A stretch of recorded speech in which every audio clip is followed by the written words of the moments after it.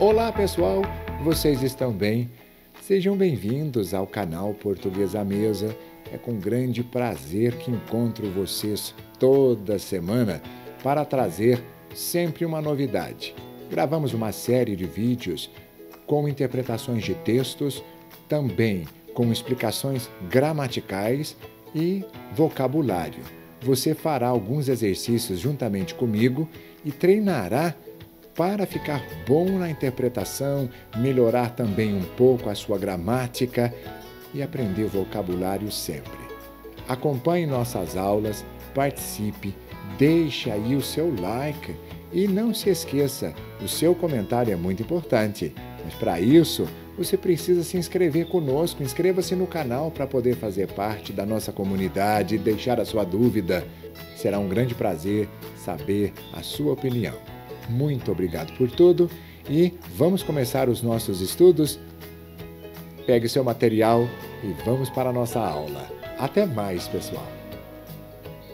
E vamos começar a nossa aula de leitura de hoje para podermos aprender bem mais um pouquinho de leitura. E aqui na tela comigo, um texto para você já começar a interpretá-lo. Vamos ler juntos? A questão diz o seguinte: é para você ler o trecho do livro Bem-vindo ao Deserto do Real, de Slavoj Žižek, para responder as questões. Vamos ler juntos? É um trechinho pequeno. Numa antiga anedota que circulava na hoje falecida República Democrática Alemã, um operário alemão consegue um emprego na Sibéria. Sabendo que toda a correspondência será lida pelos censores, ele combina com os amigos. Vamos combinar um código. Se uma carta estiver escrita em tinta azul, o que ela diz é verdade. Se estiver escrita em tinta vermelha, tudo é mentira. Um mês depois, os amigos recebem uma carta escrita em tinta azul.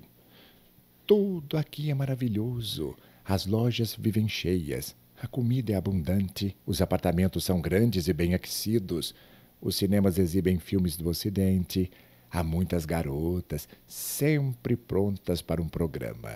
O único senão é que não se consegue encontrar tinta vermelha. Neste caso, a estrutura é mais refinada do que indicam as aparências. Apesar de não ter como usar o código combinado para indicar que tudo o que está dito é mentira, mesmo assim ele consegue passar a mensagem. Como? Pela introdução da referência ao código, como um de seus elementos na própria mensagem codificada.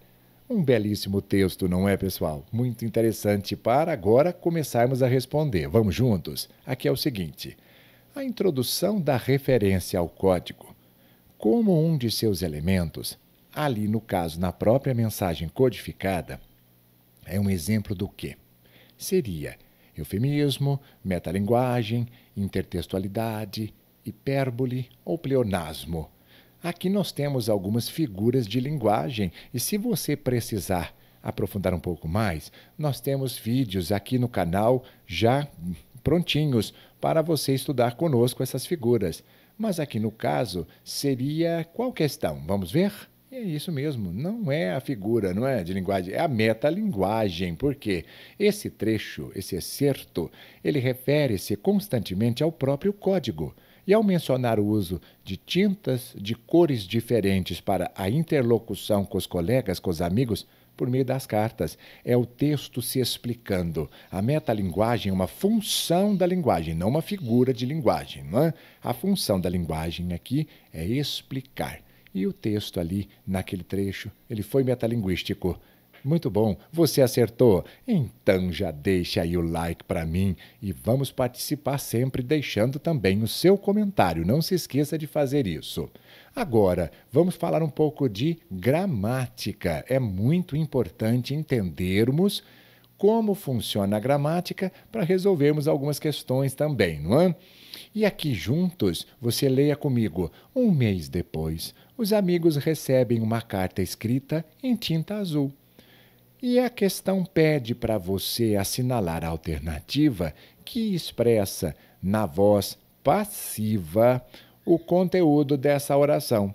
Agora é o seguinte, Eu vou mostrar para você algumas explicações. E no caso, você pare agora o vídeo com calma e leia ou faça um print para responder. Porque veja comigo a seguinte proposta. Na voz ativa, muitas pessoas têm dúvidas sobre isso. A voz ativa, você precisa de um sujeito que conjuga o verbo, mas este sujeito, ele precisa ser autor desta ação verbal, porque aqui você disse, um mês depois. Neste caso, é o adjunto adverbial antecipado marcado por uma vírgula. O adjunto adverbial é uma circunstância para o verbo receber. Você viu que ele recebeu um mês depois. Então, quando nós temos um adjunto adverbial, ele não vai interferir ali na transposição da voz passiva. Ele vai continuar no seu próprio lugar.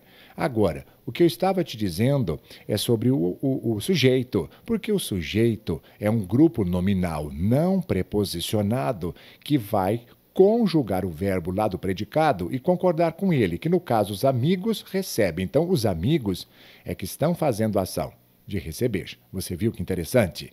Agora, no predicado, o que você precisa tomar cuidado? O predicado é onde se encontra o núcleo verbal aqui. Este verbo precisa ser transitivo direto. O que significa isso? Trânsito é quando você vai completar um verbo. Completar um verbo com outro grupo de nomes aqui, pode ser preposicionado ou não, e aqui no caso seria o quê? O resultado da ação de receber. Porque o que recebeu aqui? Uma carta escrita em tinta azul. Aqui foi a coisa recebida. As pessoas recebem uma coisa. Então, a carta foi o resultado daquilo que se foi recebido, que no caso, o objeto direto, ele nunca vai ser ativo. O objeto direto é o alvo. Ele sempre será o paciente de uma ação verbal. Não se esqueça disso. E a pergunta pediu para que você fizesse o quê? Colocasse na voz passiva, transpusesse para a voz passiva. Vamos te ajudar. Todas as vezes que você encontrar o objeto direto de uma oração, o objeto direto vai ser o sujeito da voz passiva, como nós vamos mostrar para você agora. Vamos ver aqui na sequência. Veja o que aconteceu. A voz passiva analítica, que é a da questão apresentada, vai te colocar a seguinte situação. O objeto direto, que era uma carta escrita em tinta azul, passa a ser o sujeito paciente. Anteposto, porque foi colocado antes do verbo. Isso não interfere na situação do sujeito. O sujeito pode ser posposto ou anteposto. Como ele é anteposto aqui, não tem problema. Só que agora o nosso predicado, ele é montado a partir da ideia que você tem do verbo anterior. Se o verbo receber está no presente do indicativo, o que vai acontecer? O verbo de ligação, que é obrigatório aparecer, também vai ter que seguir o tempo verbal do verbo receber. Como está no presente, carta está no singular, eu preciso fazer a concordância aqui. Uma carta é, e coloco o verbo receber no particípio passado. Recebida. Por que recebida? Concordância com carta. Carta recebida. E no caso, uma carta é recebida. E agora veja que interessante. Vamos voltar aqui. Os amigos, que era o sujeito da voz ativa, agora passou a ser o agente, porque ele não deixou de ser agente, mas agora ele não é sujeito mais. Ele é agente da voz passiva, preposicionado e colocado aqui para mostrar quem é que recebeu. Ali, a carta é recebida pelos amigos. Os amigos são os receptores dessa carta. Na voz passiva, ficou dessa maneira. Um mês depois, uma carta escrita em tinta azul é recebida pelos amigos. Você entendeu como funciona? Muito bem. E aqui a resposta é a letra D. Na voz passiva analítica, lembre-se, o objeto direto da voz ativa, que seria uma carta escrita em tinta azul, passou a ser o sujeito paciente. E o sujeito da ativa passa a ser agente da passiva, não é? E o verbo receber fica no particípio antecedido do verbo auxiliar ser no presente para entrar em sintonia com o verbo apresentado. É isso aqui. Você aprendeu? Que bom! Espero que você tenha entendido, porque agora nós vamos mudar a questão. Vamos ler um pouquinho de Camões. Eu estou te apresentando na tela o soneto, e o soneto apresentado aqui diz o seguinte: aquela triste e leda madrugada, cheia toda de mágoa e de piedade, enquanto houver no mundo saudade, quero que seja sempre celebrada. Ele continua dizendo: ela só quando amena e marchetada saía. Esse amena e marchetada é aqui. Amena é aquela tarde gostosa. Marchetada é no caso da cor. Ali seria a tonalidade, referindo-se à cor apresentada. Tudo bem? Vamos continuar. Ela só quando amena e marchetada saía, dando ao mundo claridade, viu apartar-se de uma outra vontade, que nunca poderá ver-se apartada. Ela só viu as lágrimas em fio que de uns e de outros olhos derivadas se acrescentaram em grande e largo rio. Ela viu as palavras magoadas que puderam tornar o fogo frio e dar descanso às almas condenadas. Muito bem. A beleza do texto, apresentado por Camões, apresenta alguns recursos muito bem elaborados que a gramática vai te ajudando e você vai descobrindo comigo aqui. Aqui, no caso da questão, estou me referindo ao pronome ela, o pronome reto. E os pronomes nós sabemos que são referentes. E aqui você viu que foi repetido 3 vezes no início da estrofe. Quem é essa referência? O pronome ela, que se repete no início de 3 estrofes, refere-se a quem? Vamos lá? Agora é sua vez. Pare o vídeo. Faça a sua análise, porque você já vai ver a resposta comigo agora. Isso. O pronome ela é um anafórico, nós já falamos sobre isso. Retoma, que no início de cada estrofe, ele retoma o sintagma aquela triste e leda madrugada, cujo núcleo é madrugada. Está topicalizado na primeira estrofe. Ele está falando da madrugada, refere-se a ela. Tudo bem? E na sequência, vamos mais um pouquinho sobre esse mesmo soneto. A imagem das lágrimas a formarem um largo rio. Quando ele fala sobre isso ali embaixo, é um largo rio. Produz um efeito expressivo que se classifica como o quê? O que você acha? É um eufemismo, é um pleonasmo, é um paradoxo, é uma personificação, é uma hipérbole? Agora estamos trabalhando com o setor de figuras de linguagem novamente. Esse largo rio seria a ideia de? Fácil. Você se lembra? E fica de novo a dica, assista aos nossos vídeos sobre figuras de linguagem aqui no canal, você vai gostar. E a resposta é uma hipérbole. A imagem dessas lágrimas que se tornam um grande rio, um largo rio, é uma metáfora hiperbólica, não é? Que se associa de maneira exagerada ao choro ali, que é a água de um grande rio, não é? Ficou claro isso, não ficou? Ele deu uma exagerada aqui, ele foi hiperbólico, não foi? E agora atenção para essa nova questão.